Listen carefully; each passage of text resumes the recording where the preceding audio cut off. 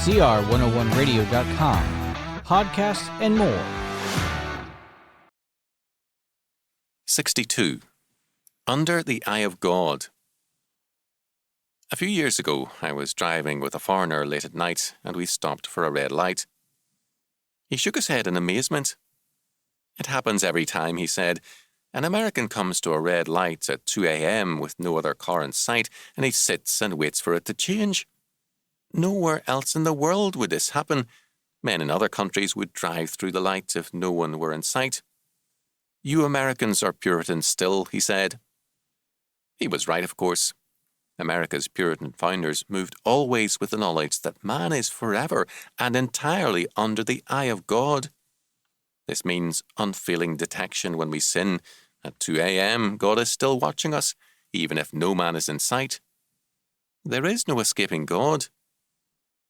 Similarly, whatever good we do and whatever need we have, however undetected by those around us, our Heavenly Father sees and cares for us.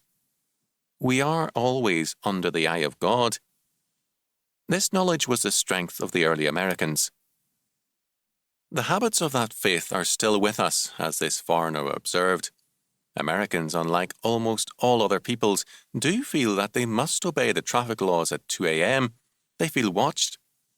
They may no longer believe in God, but the habits of their past bring them to act as though God's eye is upon them.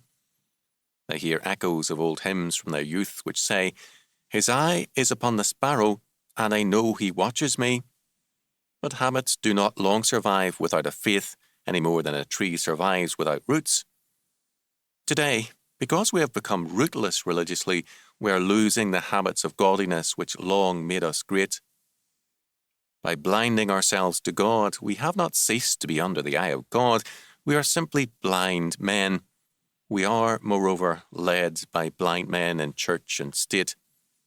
Blind leaders of the blind, and if the blind lead the blind, both shall fall into the ditch. Matthew 15:14. As blind men, we are ripe for judgment. As men who see by the grace of God, we are under the eye of God, under His protecting care and blessing.